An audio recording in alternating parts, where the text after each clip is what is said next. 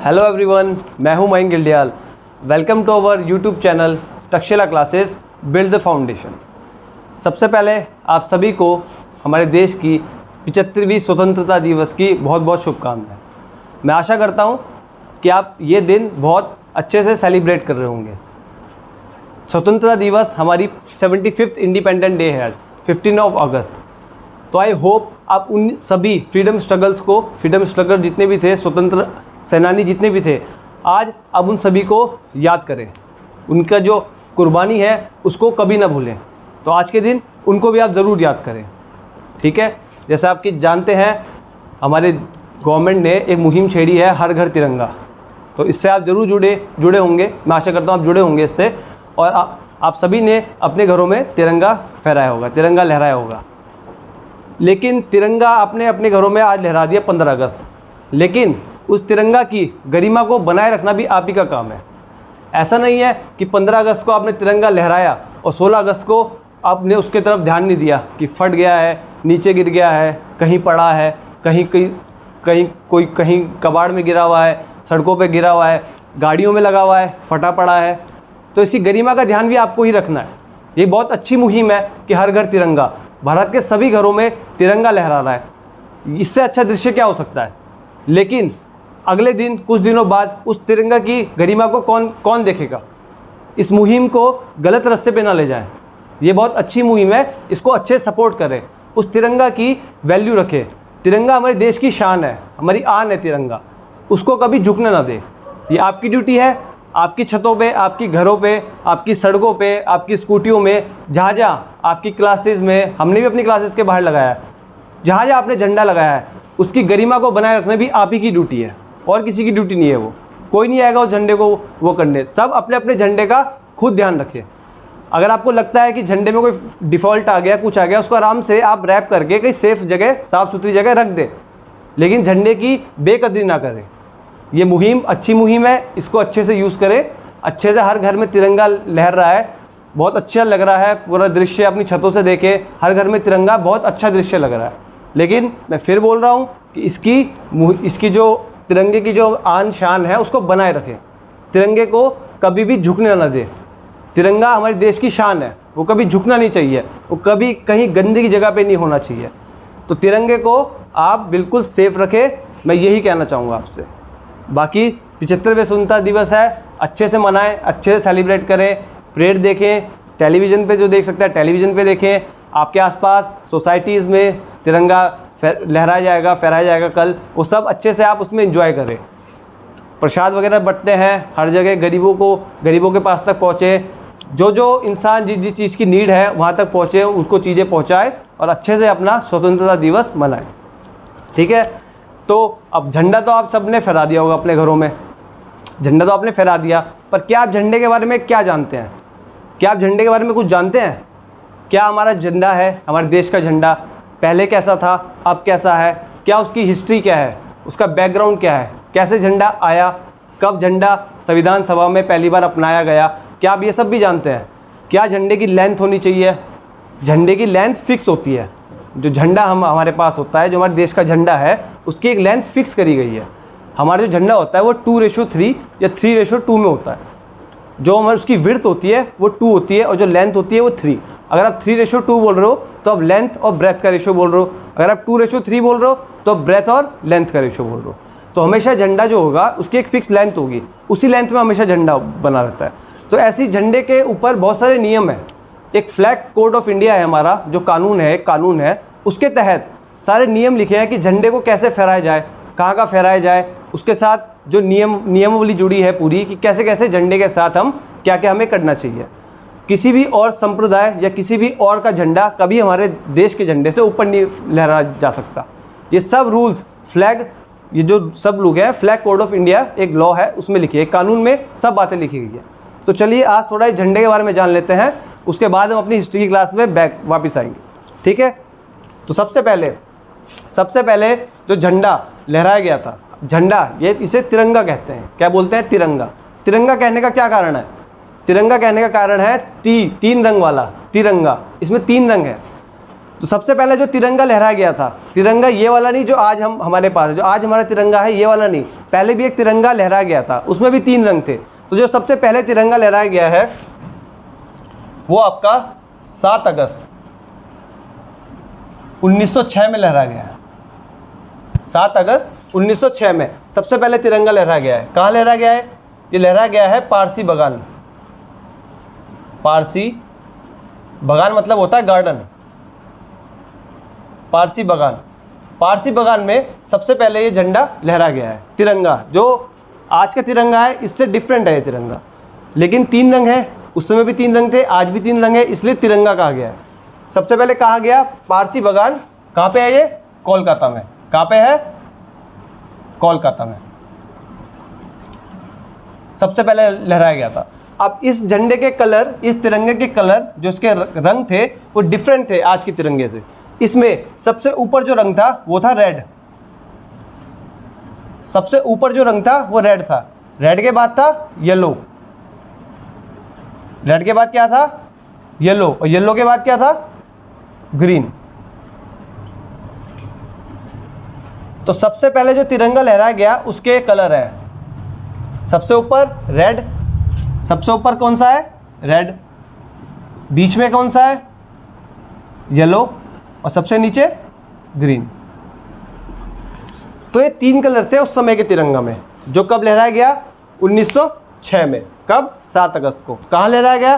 पारसी बागान, कोलकाता में। तो ये उस समय के तिरंगे जो पहली बार भारत में तिरंगा लहराया, जो एक फ्लैग के व्यू में, जो इसके रूप में जो पहली बार तिरंगा एक लहराया गया, उसके कलर ये थे रेड, येलो और ग्रीन। लेकिन जो तिरंगा हम आज यूज़ करते हैं, जो तिरंगा हम आज यूज़ करते हैं वो तिरंगा 22 जुलाई, कब? 22 जुलाई 1947 में। 22 जुलाई 1947 कब? आपका 22 ऑफ जुलाई 1947। हमारी आज़ादी से, इंडिपेंडेंस डे से कुछ समय पहले, कुछ टाइम पहले 22 जुलाई 1947 में ये संविधान सभा में इसको अपनाया गया। कहाँ पे? जो कॉन्स्टिट्यूशन असेंबली थी वहाँ पे, संविधान सभा, संविधान सबसे पहले, ये जो सबसे पहले संविधान सभा में अपनाया गया इसको, झंडे को, तिरंगे को, वो 22 जुलाई 1947 में अपनाया गया। अब जो हमारा तिरंगा है, जो हम आज यूज़ कर रहे हैं, जो आज हमारा तिरंगा है, जो हमारी अभी देश की शान है तिरंगा, वो किसने बनाया? ये भी एक क्वेश्चन है, वो बनाया किसने? तो जो तिरंगा बनाया गया है, तिरंगा बनाया गया है पिंगली वेंकैया। किसने बनाया है? पिंगली वेंकैया। ये कहाँ के हैं? ये आंध्र प्रदेश के हैं। कहाँ के हैं? आंध्र प्रदेश के। तो पिंगली वेंकैया ने सबसे पहले हमारा तिरंगा बनाया। किसने बनाया? पिंगली वेंकैया। कब? कब बनाए? ये आपके पिंगली, इसके कब बना इसकी वो नहीं है, लेकिन ये आप पिंगली वेंकैया ने, आप इतना लिख लेंगे, आंध्र प्रदेश के हैं, इन्होंने पहली बार तिरंगा बनाया था। नाम याद रहेगा आपको, पिंगली वेंकैया। अब तिरंगे के बारे में जो और कुछ बातें हैं वो नोट करेंगे। मैंने आपको अभी बताया जो तिरंगा होता है, जो आज तिरंगा है हमारा, जो आज हमारा तिरंगा है, उसमें कौन कौन से कलर है? जो सबसे पहले तिरंगा फहराया गया उसमें सबसे ऊपर रेड था, फिर येलो था, उसके नीचे ग्रीन था। लेकिन जो आज हमारा तिरंगा है उसमें सबसे पहले कौन सा है? फर्स्ट कलर कौन सा आता है उसमें? उसमें आता है सैफ्रॉन। कौन सा आता है? Saffron, Kesari colour. Second white, और थर्ड डार्क ग्रीन। ये 3 कलर हैं हमारे आज के तिरंगे में। सैफ्रॉन, सैफ्रॉन कलर हमें क्या बताता है? सैफ्रॉन कलर हमें बताता है, जो सैफ्रॉन कलर है ये हमें बताता है करेज, करेज के इंडिकेशन देता है। सैफ्रॉन कलर हमें किसकी इंडिकेशन देता है? करेज की। और जो वाइट कलर होता है ये हमें इंडिकेशन देता है पीस की। किसकी इंडिकेशन देता है? वाइट, पीस की देता है। तो पहला करेज की देता है सैफ्रॉन कलर, वाइट की देता है peace and truth, peace and truth. और जो थर्ड कलर है ग्रीन, ये हमें किस चीज़ की देता है? ये फर्टिलिटी की, फर्टिलिटी ऑफ लैंड। तो तीनों कलर हैं जो सैफरन करेज की, white colour peace and truth और ग्रीन फर्टिलिटी ऑफ लैंड, ये 3 कलर हमें इन 3 चीज़ों के इंडिकेशन दिखाते हैं। ठीक है, जो आज हम तिरंगा यूज़ करते हैं, पहले उसमें महात्मा गांधी का चक्र वो यूज़ हुआ करता था, चरखा, महात्मा गांधी का चरखा यूज़ हुआ करता था। किसमें? पहले जो हम तिरंगा यूज़ कर रहे हैं उसमें पहले महात्मा गांधी का चक्र था बीच में, लेकिन उसे हटा के बाद में उसमें अशोक का एक पिलर लगाया गया। सारनाथ पिलर से लिया गया है जिसमें 24 स्पोक्स हैं, 24 तिलियाँ हैं। जो आज हमारे वाइट वाले जो सेकंड पार्ट है तिरंगे का उसमें है, सारनाथ पिलर से लिया गया जिसमें 24 तिलियाँ हैं, 24 अशोक 24 वो हैं क्या तिलियाँ, हिंदी में से तिलियाँ बोलते हैं और वैसे इन्हें स्पोक्स बोलते हैं। तो 24 स्पोक्स हैं इसमें वाइट वाले एरिया में। ठीक है, अब ये हो गई आपकी तिरंगे की कलर्स की बात, कौन सा कलर हमें क्या इंडिकेट करता है। सेकंड पॉइंट मैंने आपको बताया, तिरंगे की जो विड्थ होगी और जो लेंथ होगी, विड्थ और लेंथ, विड्थ और जो लेंथ का जो रेशो होगा, विड्थ और लेंथ का रेशो होगा 2:3, 2:3। अगर आप इसे उल्टा बोलेंगे, लेंथ और विड्थ का रेशो बोलेंगे तो 3:2 हो जाएगा। इसका इतना सा मतलब है, मान लो अगर आपने 6 फीट का तिरंगा है, 6 फीट आपने वो कर दी, अगर आपने 6 फीट कह रहा हूँ, अगर आपने 6 मीटर, कुछ भी बोल लो आप, कोई भी यूनिट यूज़ कर लो, अगर आपने 6 मीटर के तिरंगे की विड्थ कर दी तो इसकी लेंथ होगी वो कितनी होगी 9, कितनी होगी 9। तो 2:3 का मतलब है आप कितना ही बड़ा तिरंगा बनाए, कितना भी अपने हिसाब से करें, उसकी जो लेंथ होनी चाहिए 2:3 की फॉर्म में होनी चाहिए। नेक्स्ट पॉइंट तिरंगा के बारे में लिखेंगे,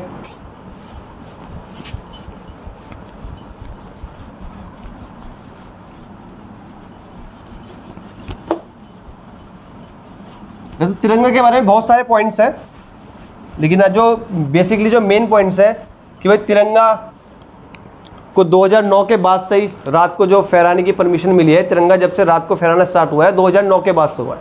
2009 से पहले इसको रात को नहीं फहराया जाता था। ऐसे मैंने आपको बताया कि फ्लैग कोड ऑफ इंडिया एक लॉ है जिसके तहत बहुत सारे नियम लिखे हैं कि तिरंगा को कहाँ फहराना चाहिए। तिरंगा को कॉटन, सिल्क और खादी, केवल इन 3 कपड़ों से मिलके बना सकते हैं, मतलब मिलके मतलब इन 3 कपड़ों से बनता है तिरंगा, इसके अलावा किसी कपड़े से तिरंगा नहीं बनाना। लेकिन मार्केट में तो आ रहे हैं, मार्केट में तो प्लास्टिक के भी बना के दे रहे हैं, वो अलग इशू है, वो अलग टॉपिक है बात करने का। लेकिन मैं बता रहा हूँ जो फ्लैग कोड ऑफ इंडिया में जो बातें लिखी है, तिरंगा की हाइट के बराबर और कोई झंडा हो ही नहीं सकता और कोई फ्लैग हो ही नहीं सकता, सबसे ऊंचा रहे तिरंगा, तो सबसे ऊंचा हमारा तिरंगा ही है।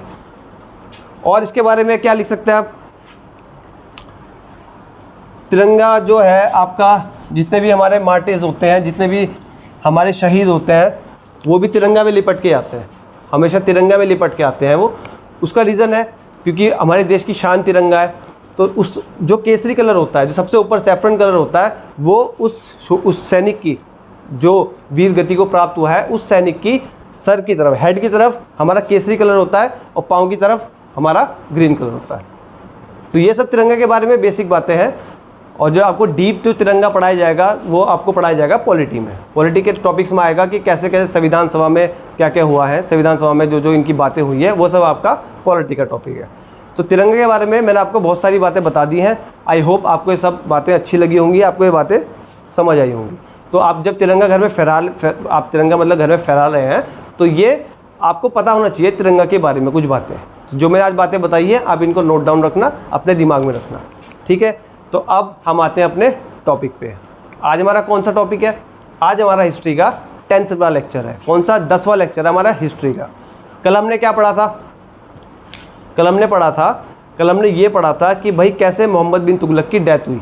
उसके हमने 5 एक्सपेरिमेंट्स पढ़े थे। उसके खुर्शान मिशन था, कराची मिशन था, उसका वो था, नोटबंदी था, डिमोनेटाइजेशन था उसका। और क्या पढ़ा था हमने? उसकी जो टोकन करेंसी चलाई वो पढ़ा हमने, उसने जो कैपिटल शिफ्ट करी वो पढ़ा हमने, जो उसने दुआ पे टैक्स बढ़ाए वो पढ़ा हमने। उसके जो कोर्ट में एक अफ्रीका से वो आया था ट्रैवलर, क्या नाम था? इब्न बतूता, हमने वो पढ़ा। कब आया था? 1333 में।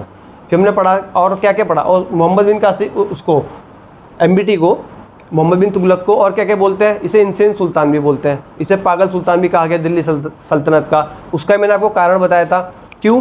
क्योंकि इसकी बात जनता को नहीं समझ आती थी और जनता की बात इसको समझ नहीं आती थी। क्यों? क्योंकि ये पढ़ा लिखा था और पढ़ी लिखी बातें उस समय जनता को नहीं समझ आ रही थी। सेकंड पॉइंट, इसने ट्राई किया। क्या ट्राई किया था? इसने सती सिस्टम को बैन करने का फर्स्ट ट्राई किया था। ये बैन नहीं कर पाया था, लेकिन इसने ट्राई किया था कि मैं सती सिस्टम को बैन करने का।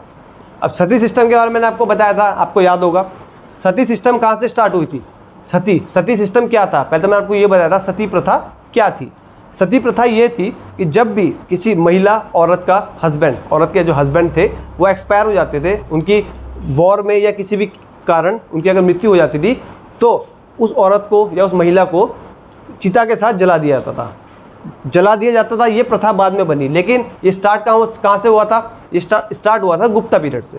गुप्ता पीरियड का क्या टाइम पीरियड बताया था मैंने आपको याद होगा, मैंने कहा सती सिस्टम में बताया था आपको पूरा जो सती सिस्टम है ये स्टार्ट कहाँ से हुआ था,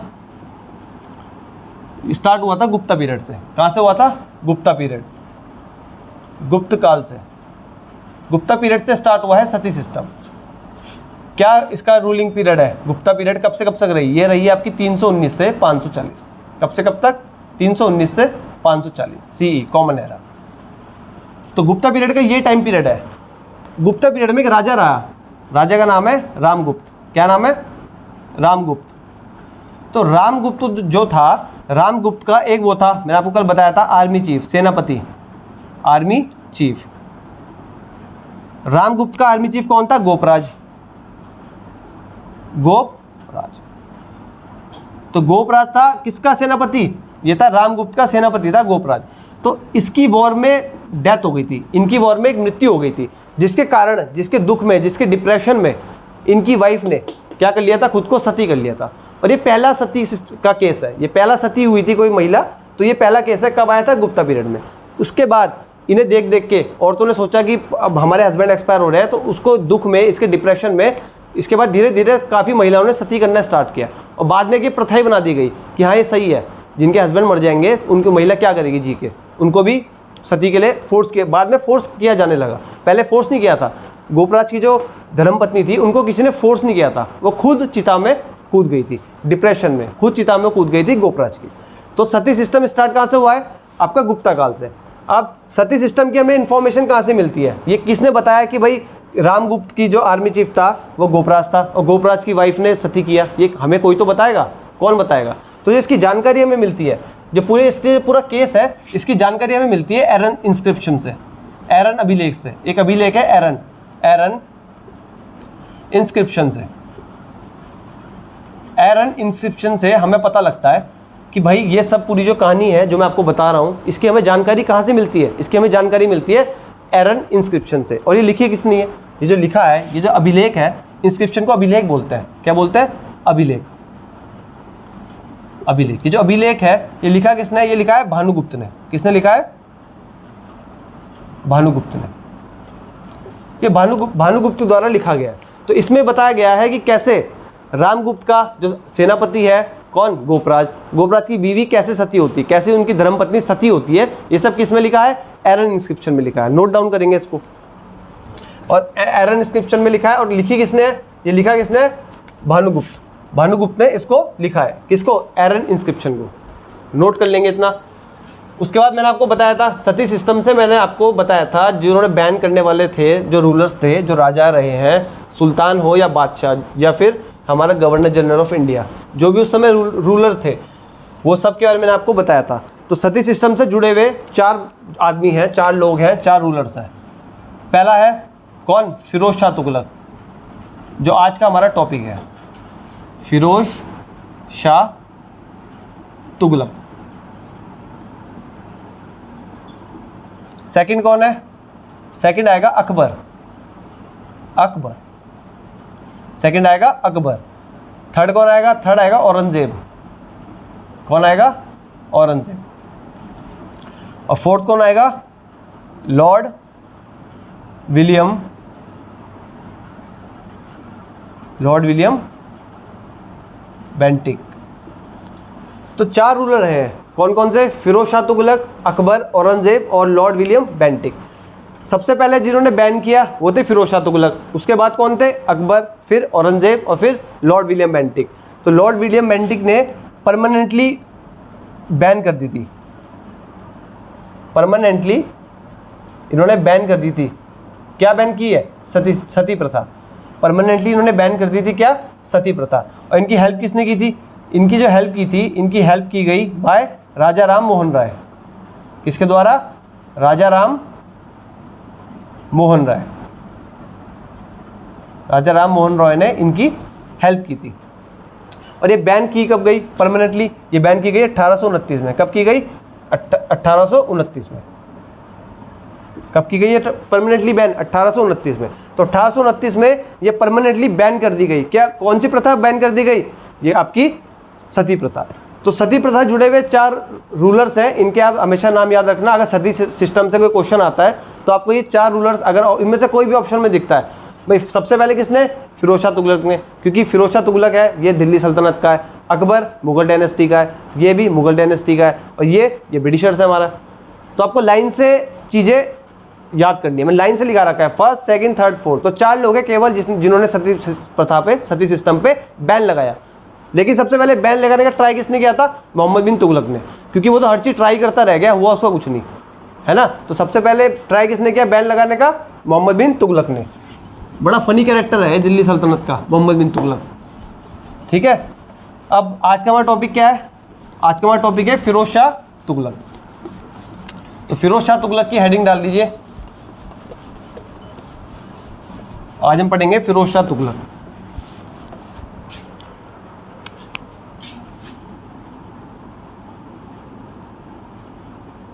फिरोज शाह तुगलक, इसका रूलिंग पीरियड 1320 से 1325 कौन था? गियासुद्दीन तुगलक। 1325 से 1351 कौन रहा? 51 मोहम्मद बिन तुगलक। और 1351 से 1388 कौन रहा? फिरोज शाह तुगलक। तो इसका टाइम पीरियड क्या है? 1351 से 1388 ये इसका टाइम पीरियड है। किसका? फिरोज शाह तुगलक का। अब फिरोज शाह तुगलक के बारे में कहा जाता है कि ये बहुत नेक सुल्तान था। दिल्ली सल्तनत का सबसे नेक सुल्तान बोलते हैं इसको। क्या बोलते हैं? दिल्ली सल्तनत का सबसे नेक सुल्तान। तो अब लिख ले ये लाइन कि दिल्ली सल्तनत का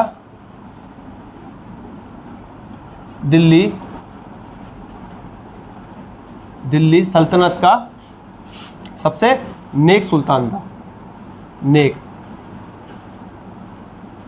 नेक सुल्तान। दिल्ली सल्तनत का सबसे नेक सुल्तान किसे माना जाता है? फिरोज शाह तुगलक को। इसी को कहा जाता है कि दिल्ली सल्तनत का अकबर था ये, क्योंकि अकबर ने भी बहुत अच्छे काम किए थे।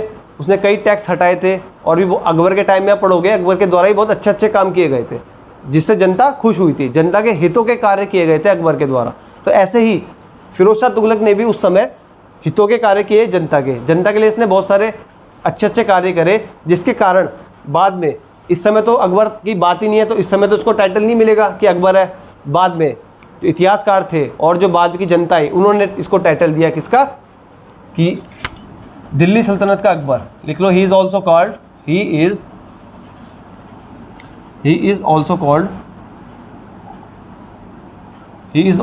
अकबर ऑफ दिल्ली सल्तनत का अकबर।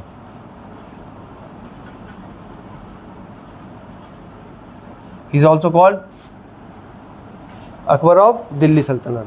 अब इसके बाद नेक्स्ट पॉइंट जो मैंने आपको अभी सती सिस्टम में पढ़ाया, क्या पढ़ाया? कि is the first sultan who prohibited क्या? सती सिस्टम। तो सती सिस्टम पे बैन लगाने वाला सबसे पहला सुल्तान कौन है? सती सिस्टम पर बैन लगाने वाला, सती सिस्टम पे बैन लगाने वाला पहला सुल्तान कौन है? फर्स्ट सुल्तान, पहला सुल्तान जिसने सती सिस्टम पे बैन लगाया। पहला सुल्तान जिसने सती सिस्टम पे बैन लगाया कौन है?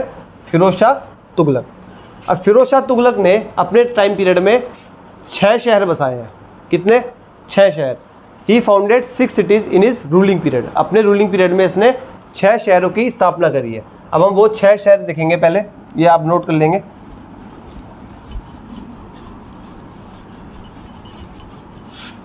तो 6 शहर कौन कौन से हैं वो बताते हैं आपको।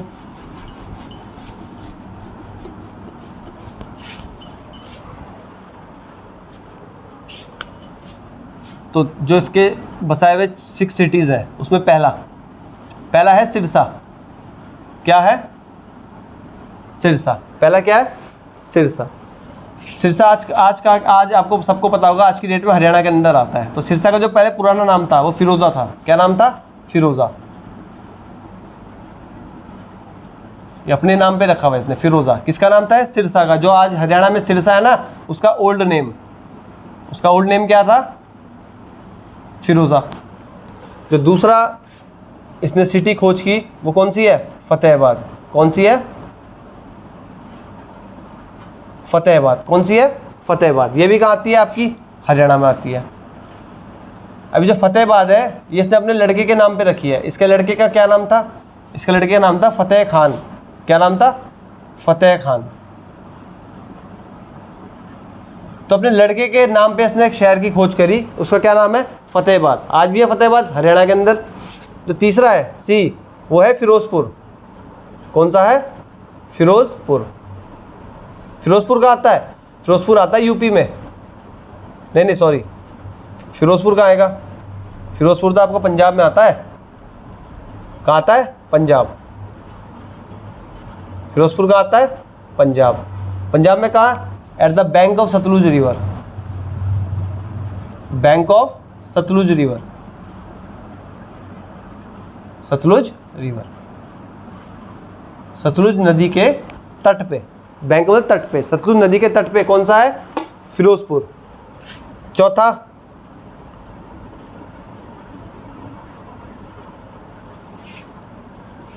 फिरोजा कोटला, तो आपने सुना भी होगा फिरोजा कोटला। तो कहाँ पे?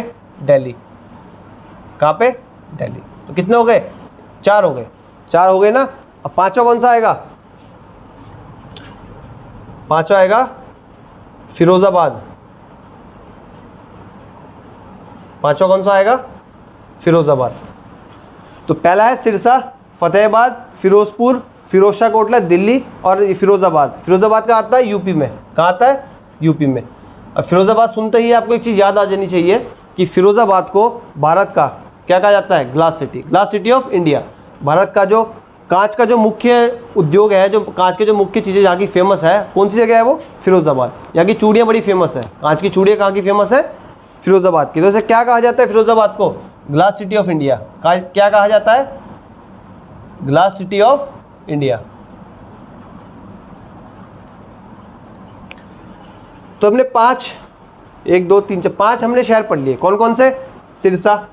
सिरसा हरियाणा, ओल्ड नेम क्या था? फिरोजा। सेकंड फतेहाबाद, कहाँ पर आता है? हरियाणा में। और किसके नाम पे फतेहाबाद रखा? अपने बेटे के। कौन? फतेह खान। थर्ड फिरोजपुर। फिरोजपुर कहाँ पे आता है? Punjab, at the bank of Sutlej river. Next Firoza Kotla, Delhi, ये तो सबको पता है। फिर फिरोजाबाद। फिरोजाबाद कहाँ आता है? यूपी। फिरोजाबाद सुनते ही आज के बाद आप कभी भी सुने, आपको अगर पहले से पता है तो बहुत अच्छी बात है, और नहीं पता तो आज के बाद फिरोजाबाद जब भी नाम आएगा तो ये चीज़ आप उसके साथ जोड़ लेना खुद ही, glass city of India. Glass city of India, क्योंकि ऐसे स्टैटिक जीके के क्वेश्चन आते हैं। ये स्टैटिक जीके में आती है कि किसको क्या बोला जाता है, सबसे बड़ी नदी, सबसे ऊंचा पर्वत, ये सब जो है चीज़ें स्टैटिक जीके का पार्ट है। स्टैटिक जीके यहाँ जो चीज़ें आती हैं, यहाँ चीज़ें सडनली आती हैं, टॉपिक वाइज आती हैं। आप इन सबको एक जगह नोट करते रहे, कौन से शहर को इंडिया के क्या कहा जाता है, किसको क्या कहा जाता है, किसको क्या नहीं कहा जाता, वो सब एक टॉपिक वाइज स्टैटिक जीके का पार्ट है। वो हम अलग से पढ़ा देंगे आपको, लेकिन आप फिलहाल इतना याद रखें कि फिरोजाबाद जो है उसे क्या कहा जाता है? Glass city of India. Next, अब एक रह गया और 6 का ना मैंने 5 हो गए, एक और लिखेंगे। एक है जौनपुर। क्या है? जौनपुर। कौन सा है? जौनपुर। अब जो जौनपुर है, जौनपुर इसने बनाया, जो इसने शहर बनाया जौनपुर, खोज करी उसकी, तो जौनपुर इसने किसके नाम पे की थी? जौना खान के। कौन था जौना खान? सॉरी, जौना खान। जौना खान कौन था? अरे भाई, मोहम्मद बिन तुगलक का नाम ही तो जौना खान था, रियल नेम। तो मोहम्मद बिन तुगलक के नाम पे भी इसने शहर बसाया। कौन सा? जौनपुर। अबे जौनपुर क्या है? इस जौनपुर को सिराज ए हिंद भी कहते हैं। क्या कहते हैं? सिराज ए हिंद। सिराज ए हिंद इसलिए कहते हैं क्योंकि मुस्लिम्स एजुकेशन के का हब है। जो जौनपुर है मुस्लिम्स एजुकेशन का हब है। जो मुस्लिम से बेस्ट एजुकेशन दी जाती है वो कहाँ पे दी जाती है? जौनपुर में। सिराज ए हिंद कहते हैं, और जौनपुर को ही कहते हैं सिराज ऑफ ईस्ट। सिराज ऐसा आएगा, सिराज ऑफ ईस्ट। क्या कहते हैं? Siraj of east. तो जौनपुर के बारे में दो चीज़ें आप याद रखें, एक तो जौनपुर को कहते हैं सिराज हिंद और दूसरा क्या कहते हैं सिराज ऑफ ईस्ट। अब जौनपुर क्या है, मैंने आपको बताया जो जौनपुर है इसे सिराज हिंद क्यों कहा गया, क्योंकि ये बेस्ट मुस्लिम एजुकेशन हब है, बेस्ट मुस्लिम एजुकेशन हब माना जाता है जौनपुर को। किसको? जौनपुर को। जौनपुर की बात हो रही है तो बेस्ट मुस्लिम एजुकेशन हब है कौन? जौनपुर। जौनपुर किसके नाम पे बसाया गया है? किसके नाम पे बसाया गया है? किसके लिए बसाया गया है? बाय द नेम ऑफ जौना खान। जौना खान के लिए इसने एक जौनपुर जगह बनाई, शहर बनाया। तो कितने शहर हो गए? 6 पढ़ लिया आपने। सिरसा पढ़ा, क्या पढ़ा? सिरसा, फतेहाबाद, फिरोजपुर, फिरोजशाह कोटला, फिरोजाबाद और जौनपुर, ये 6 शहर आपने पढ़ लिए। नेक्स्ट, इसके बारे में ज़्यादा बड़ा टॉपिक नहीं है फिरोजशाह तुगलक, तो आज ये फिनिश हो जाएगा, आज ही फिनिश हो जाएगा और आज आपकी तुगलक डायनेस्टी भी फिनिश हो जाएगी। और कल से आप पढ़ोगे Syed dynasty, first Shia dynasty, वो आप कल से स्टार्ट हो जाएगी आपकी। नेक्स्ट, अब और इसने क्या करा, आपको याद होगा इन 1369, मैंने आपको कुतुब मीनार के टॉपिक में बताया था। इन 1369 बिजली गिरने से कुतुब मीनार की 5वीं मंजिल थोड़ी ख़राब टूट गई थी, पूरी गिर के नीचे नहीं गिर गई थी, थोड़े इसमें बिजली गिरने से उसमें डैमेज हो गए थे। तो उस डैमेज को किसने रिपेयर कराया? उस डैमेज को रिपेयर कराया फिरोजशाह तुगलक ने। कब? इन 1369। तो लिख लो 1369 में जो डैमेज था, कहाँ का डैमेज था? कुतुब मीनार का। कहाँ का डैमेज था? कुतुब मीनार का। जो कुतुब मीनार का डैमेज था वो इसने रिपेयर करवाया, कुतुब मीनार को रिपेयर करवाया इसने। किसने रिपेयर करवाया? फिरोजशाह तुगलक ने। कब रिपेयर करवाया? 1369। 1369 में बिजली गिरने से कुतुब मीनार की 5th फ्लोर, कुतुब मीनार की 5th फ्लोर लिख लो, कुतुब मीनार की 5th फ्लोर, 5वीं मंजिल पे बिजली गिरने से उसमें जो डैमेज हुआ था उसको जो रिपेयर कराया गया, किसके द्वारा कराया गया? फिरोजशाह तुगलक को। मैंने आपको बताया था पहले भी कि जो कुतुब मीनार है उससे रिलेटेड मैंने आपको 4 रूलर्स बताए थे 4 रूलर्स। तो उसमें ही 4 रूलर्स में कौन कौन थे? पहला था कुतुबुद्दीन ऐबक, जिसने उसकी नींव रखी थी 1199 में। 1229 में उसको इल्तुतमिश ने फिनिश किया था, कुतुब मीनार की कंप्लीट हो गई थी कंस्ट्रक्शन। थर्ड यही आया था ना। थर्ड रूलर कौन था? फिरोजशाह तुगलक, जिसने बिजली गिरने से उसकी रिपेयर की थी। बिजली गिरने से जो डैमेज हुआ था उसको रिपेयर किया था किसने? फिरोजशाह तुगलक ने। कब किया था? 1369। इसके बाद लास्ट कौन था? लास्ट था सिकंदर लोदी। कौन था? सिकंदर लोदी। 4 रूलर हैं जो कुतुब मीनार से रिलेटेड है, तो याद रखने हैं। अब मैंने आपको वहाँ बताया था, यहाँ आपको खुद ही जज कर लेना चाहिए था, तो खुद ही चीज़ें आपके लिए ईजी हो रही है, आपको समझ आ रहा है। तो 4 रूलर मैंने आपको शुरू में बता दिया था जो कुतुब मीनार से रिलेटेड है। नेक्स्ट, इसके रूलिंग पीरियड में he builds maximum number of canals. He builds maximum number of canals for irrigation. Irrigation मतलब क्या होता है? सिंचाई। क्या मतलब होता है इरिगेशन का? सिंचाई के लिए। और कैनाल्स मतलब होता है नहर। कैनाल्स मतलब क्या होता है? नहर। अब नहर बोल रहा हूँ मैं, नदी नहीं बोल रहा हूँ। क्या बोल रहा हूँ? नहर। भाई नदी और नहर में अंतर है, इस अंतर को समझें आप। नदी और नहर में बहुत अंतर है। जो नदी होती है वो नेचुरल होती है, नदी जो होती है नेचुरल होती है, और नहर क्या होती है? आर्टिफिशियल। नदी को आप बना सकते हो? आप नहीं बना सकते नदी को। जो ग्लेशियर मेल्ट्स हो रहे हैं, जो ग्लेशियर पिघल रहे हैं, वहाँ से नदियाँ आती है, वहाँ से नदी आ रही है, आप उसको ना रोक सकते हो ना उसको बना सकते हो। लेकिन जो नहर होती है, सिंचाई के लिए जो नहर होती है, उन्हीं नदी से एक पाथ बनाया जाता है जो एग्रीकल्चर के लिए, जो इरिगेशन के लिए साइड से निकालते हैं। कहीं से भी आपने देखे होंगे इरिगेशन के लिए जो अलग से रूट बनाया जाता है कि उस पानी का यूज़ करके हम खेती कर लें। तो जो अलग से रूट बनाया जाता है जहाँ से नदी का पानी खेत तक पहुँचता है, उसे बोलते हैं कैनाल, उसे बोलते हैं नहर। तो नहर और नदी में डिफरेंस है। नदी क्या होती है? नेचुरल, और नहर क्या होती है? आर्टिफिशियल, जो हम बनाए जाते हैं, जो बनाई जाती है उसे क्या बोलते हैं? नहर। और नहर क्यों बनाई जाती है? इरिगेशन के लिए, या फिर कहीं पानी की नीड पूरी करनी हो। जो एरिया नदी से दूर होते हैं वहाँ तक पानी कैसे पहुँचेगा? वहाँ तक पानी नहर द्वारा पहुँचाया जाता है। तो इतना आप नोट कर लीजिएगा। He build maximum number of canals for irrigation. तो आपको क्वेश्चन आएगा कि कैनाल्स किसने बनाना स्टार्ट करा? जो कैनाल्स बनानी स्टार्ट करी किसने बनानी स्टार्ट करी? कैनाल्स बनानी स्टार्ट करी फिरोज शाह तुगलक ने। उसके टाइम पे सबसे ज़्यादा कैनाल्स बनी, इसके टाइम पे सबसे ज़्यादा कैनाल्स बनाई गई for irrigation. Next,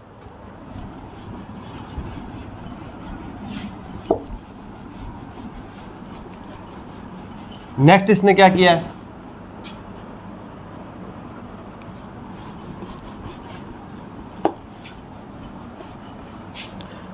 next point लिखेंगे, इसने डिपार्टमेंट बनाया था। ही मेड अ डिपार्टमेंट, इसने डिपार्टमेंट बनाया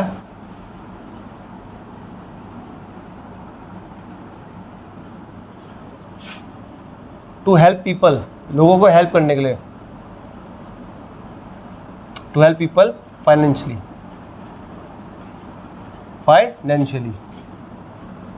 तो इसने एक डिपार्टमेंट बनाया लोगों को फाइनेंशियली हेल्प करने के लिए, फाइनेंशियली हेल्प करने के लिए डिपार्टमेंट बनाया। उस डिपार्टमेंट को क्या कहते हैं? क्या कहते हैं? दीवाने खैरात। क्या कहते हैं? दीवाने खैरात। तो इसने डिपार्टमेंट बनाया जहां लोगों को फाइनेंशियली हेल्प करता था। क्या करता था? फाइनेंशियली हेल्प करता था। अब कैसे हेल्प करेगा फाइनेंशियली? ये फाइनेंशियली हेल्प करने का मतलब है कि उनको पैसा दिया करता था। आपने घरों में सुने होंगे डायलॉग, हमने तो बहुत सुना है। पहले घर में जब बोलते रहे आप घर में कि पैसे दे दो, पापा को बोलते रहे पैसे दे दो, बोलते ना खैरात बट रही है, क्या खैरात बट रही है कि तू पैसा मांग रहा है, तो वही है खैरात ही है। अब ये तो खैरात बांटता था ना, इसमें पैसा था, हमारे बापू पे थोड़ी था कि हमें खैरात बांट दी जाती थी। तो वही डायलॉग है जो घर में लगती है ना कि भाई खैरात बट रही है, क्या पैसा ले ले, देना पापा पैसे देना, क्यों खैरात बट रही है, तो वही खैरात है। तो इसने डिपार्टमेंट बनाया था दीवाने खैरात, किसके लिए? लोगों को फाइनेंशियली हेल्प करने के लिए। अब ये तो कर सकता है फाइनेंशियली हेल्प, तो इसने बना दिया दीवाने खैरात। कौन सा डिपार्टमेंट है? दीवाने खैरात। क्या करता था इसमें? लोगों की फाइनेंशियली हेल्प किया करता था। Next, he made a hospital, इसने एक हॉस्पिटल भी बनाया। ही मेड अ हॉस्पिटल, इसने एक हॉस्पिटल भी बनाया। अब भाई इसने लोगों की फाइनेंशियली भी हेल्प करी, इसने सती सिस्टम पे भी बैन करा, इसने हॉस्पिटल भी बना दिया। आगे आप पढ़ोगे कि इसने विडोज़ के लिए, डिसेबल्स के लिए अलग से घर बनाए, कि जहाँ विधवा रहेंगी उसके लिए अलग से घर बनाए इसने। तो इतने सारे अच्छे अच्छे काम करे इसने, तभी तो इसको अकबर कहा गया, तभी तो इसको अकबर कहा गया। किसका? सल्तनत पीरियड का, दिल्ली सल्तनत का अकबर क्यों कहा गया? क्योंकि आप देखो अच्छे अच्छे काम ही कर रहा है वो। अभी इसने बुरा काम कौन सा करा? बुरा काम एक ही करेगा अभी, वो पढ़ोगे भी, लेकिन इसने जो अच्छे अच्छे काम किए हैं सारे लगभग अच्छे काम पढ़ रहे हैं। तो ही मेड अ हॉस्पिटल, उसका नाम क्या है? दरुल शिफा। क्या नाम है? दरुल शिफा। दरुल शिफा नाम से इसने एक हॉस्पिटल भी बनाया। तो दिल्ली सल्तनत का पहला हॉस्पिटल है। इससे पहले आपने पढ़ा कोई हॉस्पिटल? नहीं पढ़ा ना। तो दिल्ली सल्तनत का पहला हॉस्पिटल कौन सा है? दरुल शिफा। ये पहला हॉस्पिटल है जो फिरोज शाह तुगलक ने बनाया। अब नेक्स्ट,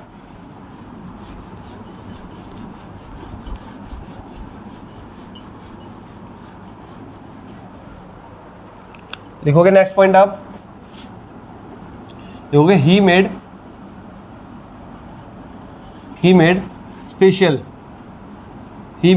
स्पेशल हाउसेज या homes, he made special houses for widows and disable,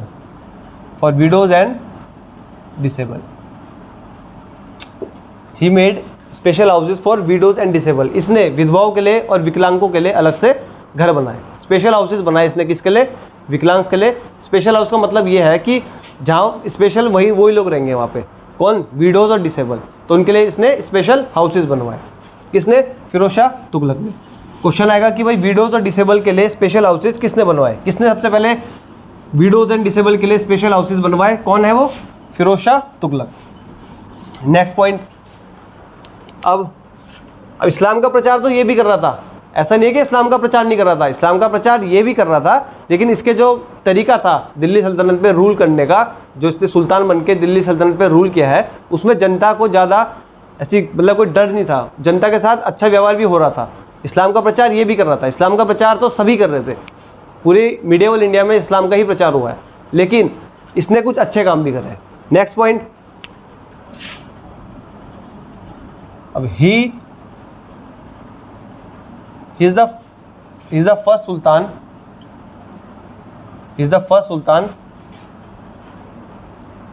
who apply jizya to Brahmins. भाई यही काम बेकार करा इसने, है ना, भाई ब्राह्मणों पे इसने जजिया लगा दिया। जब मोहम्मद बिन कासिम ने आके भारत में पहली बार जजिया लगाया था, कब? 712।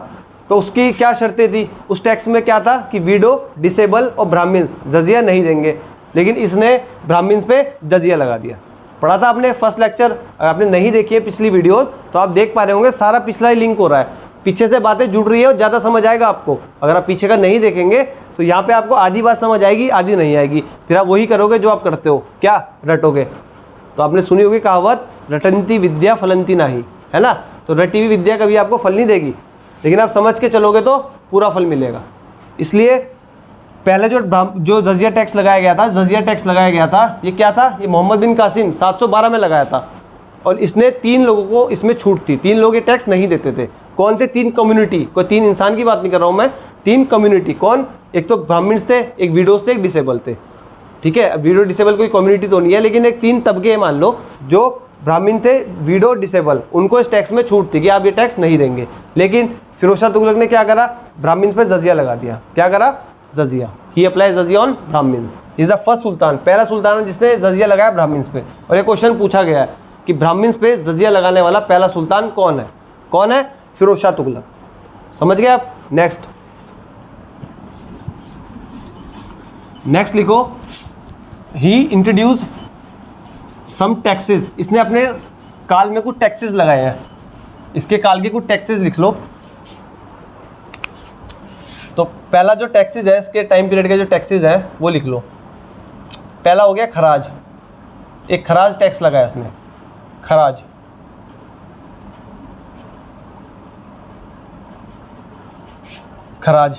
दूसरा था खुम्स, ये क्वेश्चन में आया हुआ पेपर कि खुम्स टैक्स किसने लगाया। तीसरा जजिया। चौथा जकात। अब जकात से आपको याद आ गया? जकात से याद आया कुछ? जकात क्या है? टैक्स पेड बाय मुस्लिम, टैक्स या डोनेशन कुछ भी कह लो, रिलीजियस टैक्स होता है ये, टैक्स पेड बाय मुस्लिम्स। तो जजिया भी आप, जब मैंने आपको पढ़ाया था इस्लाम का उदय पढ़ाया था मैंने, जब प्रॉफिट साहब के जन्म के बाद की बातें बताई थी, उसमें मैंने क्या बताया था? इस्लाम के 5 पिलर हैं। कौन से? कलमा, 5 टाइम की नमाज, हज की यात्रा और रोज़े रखना, और 5वां ज़कात। 5वां कौन सा था? ज़कात। तो वही ज़कात है। ज़कात क्या है? Tax paid by Muslims. मुस्लिम ये टैक्स दिया करते हैं अपने इस्लाम के किसी भी काम के लिए। अब इस्लाम के लिए मस्जिद बनवानी है, इस्लाम के लिए कोई मदरसे बनवाने हैं, कुछ भी ऐसा काम करना है, उसके लिए टैक्स दिया जाता था। ये सबको देना पड़ता है इस्लाम में टैक्स, ताकि इस्लाम में ज़्यादा से ज़्यादा मस्जिदें बन सके, मस्जिदों के लिए फ़ंड आ सके, और भी जो इनके काम है, जो भी ये करना चाहते हैं आगे, उसके लिए पैसे की रिवेन्यू आ सके, तो उसके लिए टैक्स दिया जाता था ज़कात। ये मैंने आपको पढ़ाया हुआ है, उसमें आप जाके फर्स्ट लेक्चर देखें जिसमें आपको इस्लाम का उदय पढ़ाया था मैंने, उसमें आपको पूरी डिटेल दे रखी है। नेक्स्ट, अब क्या क्या हुआ?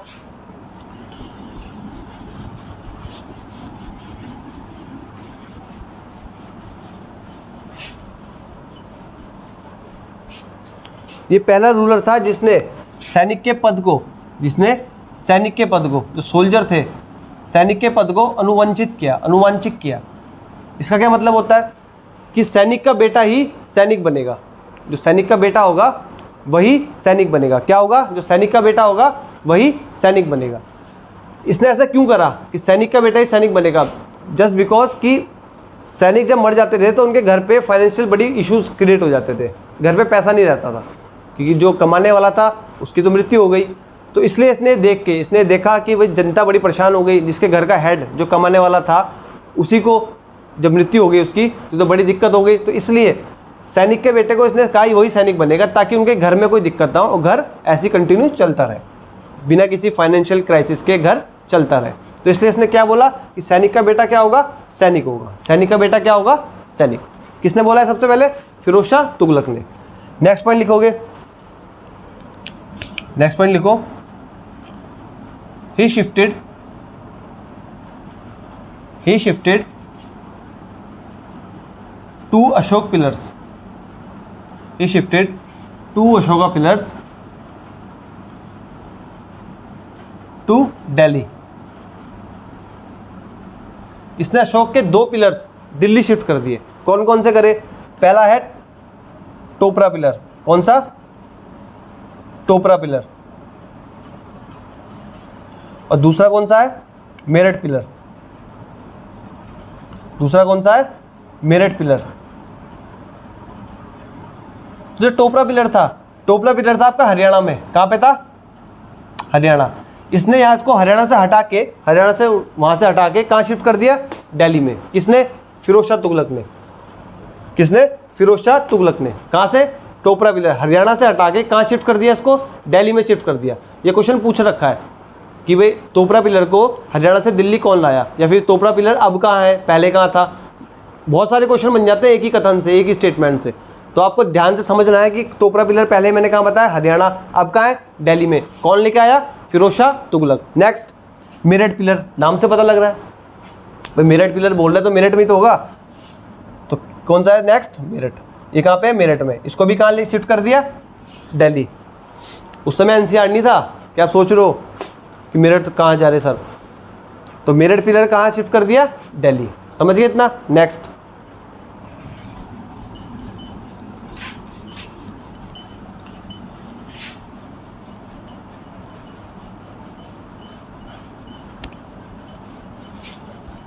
अब लिख लो, इसने जगन्नाथ मंदिर पर अटैक किया। कहाँ पे? जगन्नाथ।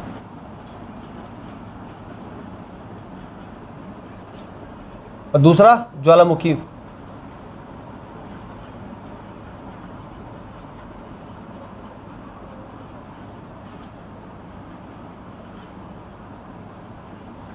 इस मंदिर पे तो इसने, इस मंदिर को तो इसने डिस्ट्रॉय किया, तोड़ दिया। कहाँ पे आता है ये? उड़ीसा के, उड़ीसा के पुरी में। कहाँ पे? उड़ीसा के पुरी में आता है। कौन सा? जगन्नाथ टेम्पल। इसको क्या करा इसने? डिस्ट्रॉय कर दिया। और इस मंदिर को इसने लूटा था। इस मंदिर को क्या करा था? इसमें लूट करी थी। क्या करी थी? लूट। कहाँ पे है ये? हिमाचल प्रदेश के, एचपी के, हिमाचल प्रदेश के कांगड़ा डिस्ट्रिक्ट में। कहाँ पे? हिमाचल प्रदेश के कांगड़ा डिस्ट्रिक्ट में। समझ गए इतना? आप क्या क्या करा इसने भाई? जगन्नाथ टेम्पल पे तो इसने डिस्ट्रॉय कर दिया। कहाँ पे आता है? उड़ीसा के पुरी में। सेकंड, ज्वालामुखी टेम्पल, इसको क्या करा इसने? ये कहाँ पे आता है? हिमाचल प्रदेश के कांगड़ा में। इसको इसने लूटा।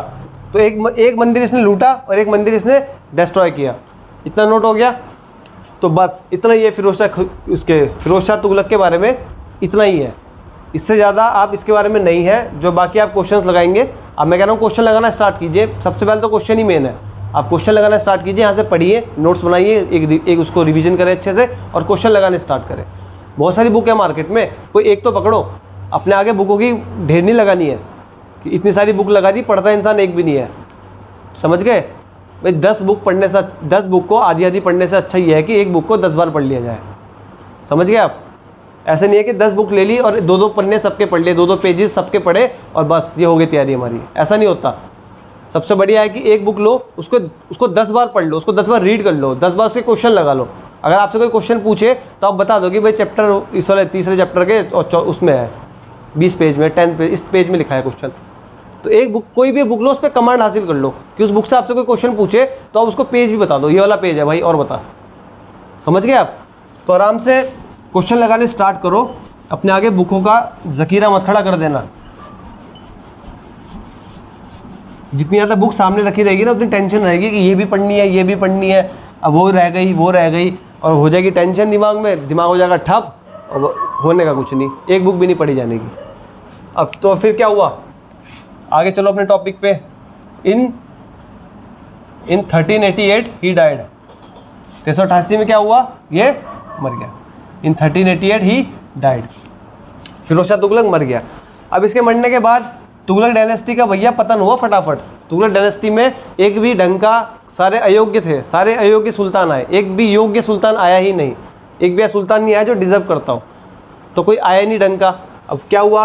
1388 के बाद 1388 से और 1394, 1388 से 1394 यहाँ 5 सुल्तान आए, 5 सुल्तान। अब मैं लिखवा इसलिए नहीं रहा, उनके बारे में कुछ भी नहीं है, लिखोगे खाली, याद करने पड़ेंगे और दिमाग में पड़ेगा जोर। बीच के सुल्तान तो वैसे नहीं पूछते, आखिरी लिखवाएंगे, पहला पूछेगा आखिरी पूछेगा, बीच के उनके बारे में पूछा जाता है जिन्होंने कुछ करा हो।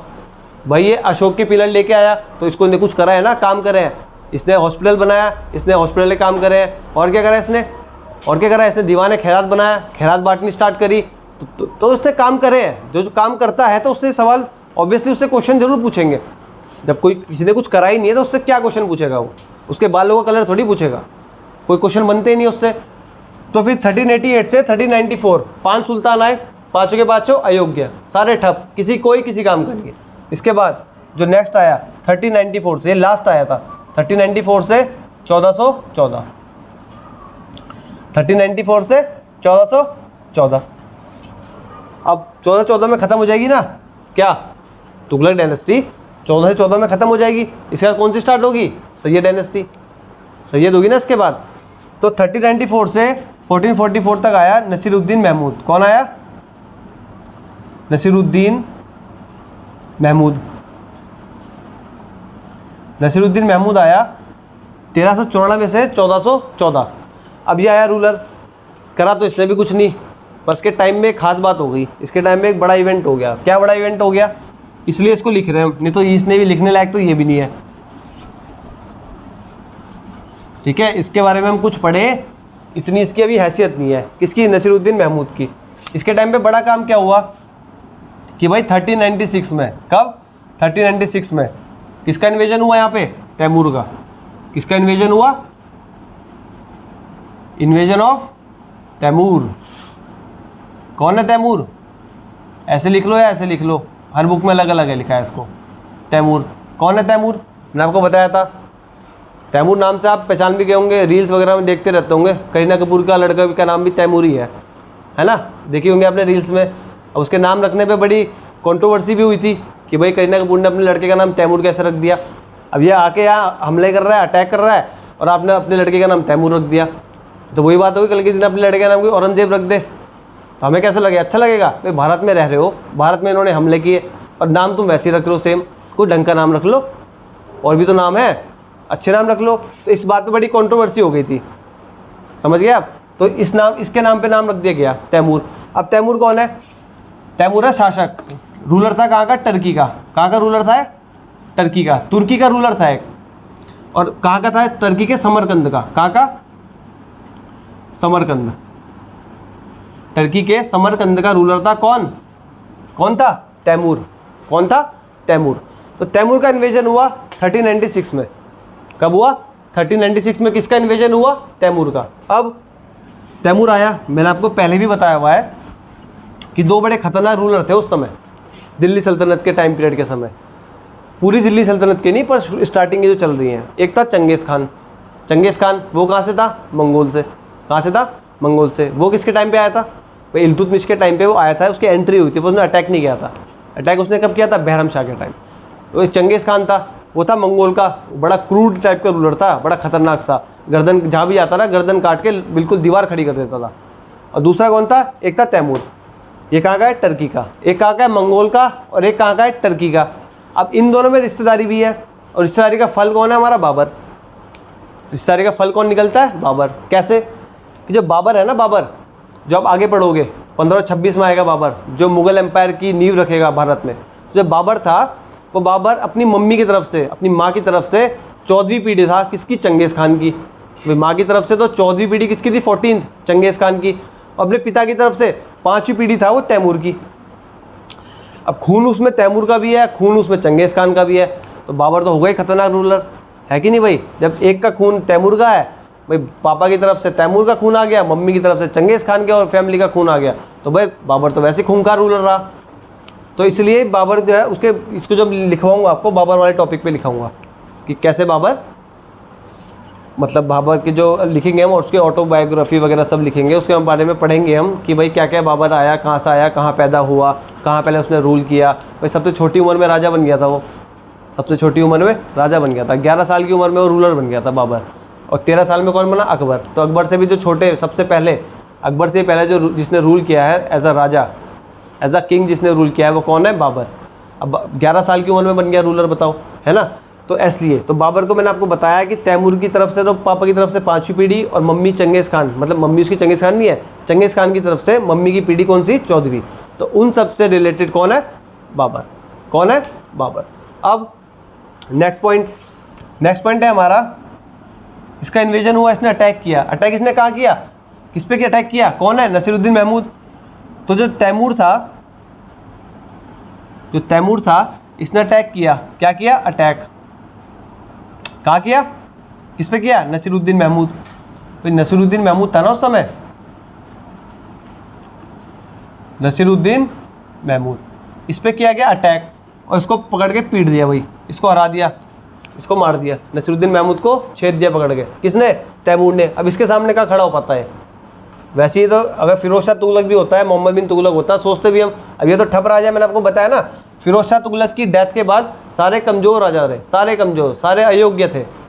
तो नसीरुद्दीन महमूद पे अटैक किया, इसको हरा दिया।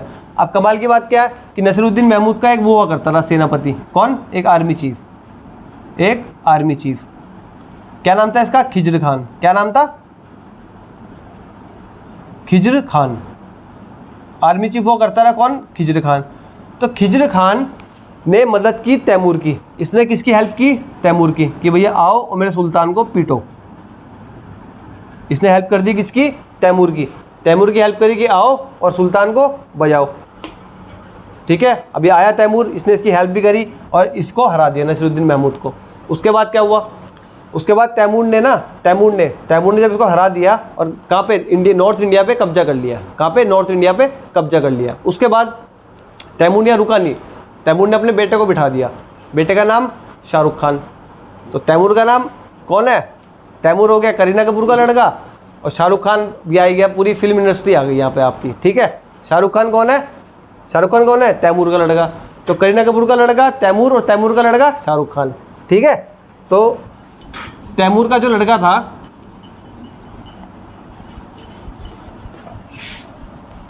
माइक गिर गया, लिखेंगे आप कि जो खिज्र खान था, अब वो तो वापस चले गया। कौन? तैमूर चले गया अटैक करके वापस, नॉर्थ इंडिया पे कब्जा करके तैमूर चले गया वापस। और तैमूर का लड़का हुआ कौन? शाहरुख खान। तो आज से पूछेगा आपको तैमूर का लड़का कौन? शाहरुख खान। तो उसका लड़का हुआ शाहरुख खान। अब शाहरुख खान को बिठा दिया इसने। जब ये वापस गया तो अपने सन को बोला, अपने लड़के को बोला कि तुम रूल करो नॉर्थ इंडिया पे। इसका भी कुछ टाइम बाद दिल भर गया, इसे मज़ा नहीं आया रूल करके। इसने कहा मज़ा नहीं आ रहा, ये भी वापस कहाँ चलेगा? समरकंद कहाँ पे? टर्की पे, जहाँ से आए थे। जब ये वापस गया तो इसने इसको बिठा दिया। किसको? खिज्र खान को। इसने किसको बिठा दिया? खिज्र खान को। क्यों? क्योंकि इसने हेल्प की थी इनकी। अब यही सबसे ज़्यादा भरोसे वाला आदमी लग रहा था इसको, तो इन्होंने बिठा दिया खिज्र खान को। तो खिज्र खान अब क्या बन गया? सुल्तान दिल्ली का। तो खिज्र खान ने फिर स्थापना करी नई डायनेस्टी की। कौन सी? सैयद। किस डायनेस्टी की स्थापना करी? सैयद की स्थापना करेगा। और Syed dynasty first Shia dynasty है दिल्ली सल्तनत की। तो ये लेक्चर हम कल करेंगे पूरा मतलब जो नई डायनेस्टी स्टार्ट करेंगे हम, कौन सी? सैयद। कौन करेगा सैयद डायनेस्टी स्टार्ट? खिज्र खान। तो खिज्र खान का टॉपिक हम पढ़ेंगे कल से नई डायनेस्टी स्टार्ट होगी, खिज्र खान जो करेगा कौन सी? सैयद डायनेस्टी। अब हमेशा आपको मैं 20 बार बोलता हूँ जब भी कोई डायनेस्टी आती है, Sayyid is the first Shia dynasty और लोधी फर्स्ट अफगान डायनेस्टी। ये सब आप एकदम याद करते रहो, याद। अचानक कब कौन सा क्वेश्चन फंस जाए कुछ नहीं पता होता। ठीक है, अगर हार्ड क्वेश्चन नहीं होता ना तो दुख कम होता है, लेकिन अगर इजी क्वेश्चन नहीं हुआ तो बहुत दुख होता है पेपर में। इसलिए जो बेसिक बात है, अगर क्वेश्चन आ जाएगा फर्स्ट शिया डायनेस्टी आपको नहीं पता तो बहुत दुख होगा आपको। हर वीडियो में 20 बार बोलता हूँ कम से कम। इसलिए ढंग से अपने नोट्स बनाए प्रॉपर वे में और अच्छे से अपनी तैयारी करें। ठीक है, आशा कर रहा हूँ आपको सब चीज़ें अच्छे समझ आ रही है। अपने आसपास के जो लोग हैं उनको बोले, अगर वीडियो पसंद आ रही है आपको उनको जोड़े हमारे साथ, जितने ज़्यादा लोगों को फ़ायदा हो सके मतलब उनके पास तक ये वीडियो पहुँचाओ आप, जिनको ज़्यादा फ़ायदा हो सके। जितना ज़्यादा फ़ायदा जिसको हो रहा है वहाँ तक ये वीडियो पहुँचाओ। इसी के साथ आपको एक बार फिर से 75वें स्वतंत्रता दिवस की बहुत बहुत शुभकामनाएं। तो जैसे मैंने आपको स्टार्टिंग में बताया कि तिरंगा फहराएं, अपना तिरंगा फहराएं अपने छतों पे, अपनी जहाँ आपकी मर्जी, जहाँ आपको अच्छा लगता है वहाँ पे तिरंगा फहराएं, अपने साथ लेके घूमें। आज आज़ादी का दिन है, अच्छे तिरंगे की इज्जत करें। सबसे बड़ी बात, तिरंगे की इज्जत करें। कहीं भी उसको फेंके मत। ऐसा नहीं है कि किसी को दिखाने के लिए लहराया, रैलियों में उसको लहराया, अपना घुमाया फिरा और बाद में फेंक दिया, ऐसा मत करें। बस इस चीज़ को अवॉइड करें। बाकी अपनी छतों पे तिरंगा लहराएं आराम से। और आपको जब लगे उसका कलर फेड हो रहा है या फिर कुछ हो रहा है, ऐसा फट गया, हवा से कुछ हो गया है, तो उसको आराम से उतार लें और उसको बिल्कुल इज्जत के साथ फोल्ड करके कहीं सेफ जगह रख लें। ये मेरी आपसे लास्ट अपील है। उसके आपको बहुत बहुत शुभकामनाएं। बाकी आप अपना दिन अच्छे से तिरंगे के साथ, अपनी पूरी आज़ादी के साथ घूमें और उनको, हमारे किनको, स्वतंत्र सेनानियों को ज़रूर याद कर लीजिएगा एक बार। बाकी उनके बारे में आप मॉडर्न हिस्ट्री में तो पढ़ेंगे ही, हम हैं ही आपके लिए, ठीक है। तो ज़्यादा से ज़्यादा वीडियो को शेयर करें, हमारे सब्सक्राइबर बढ़वाएं। आपको लगे वीडियो इन्फॉर्मेटिव, अच्छा कंटेंट लग रहा है तो ज़्यादा से ज़्यादा लोगों तक इसको पहुँचाएँ, ताकि आपका भी फ़ायदा हो सके और उनका भी फ़ायदा हो सके, ठीक है। आज का लेक्चर ख़त्म करते हैं, कल मिलते हैं हम किसके साथ, कौन सा topic, Sayyid dynasty. Okay bye, take care.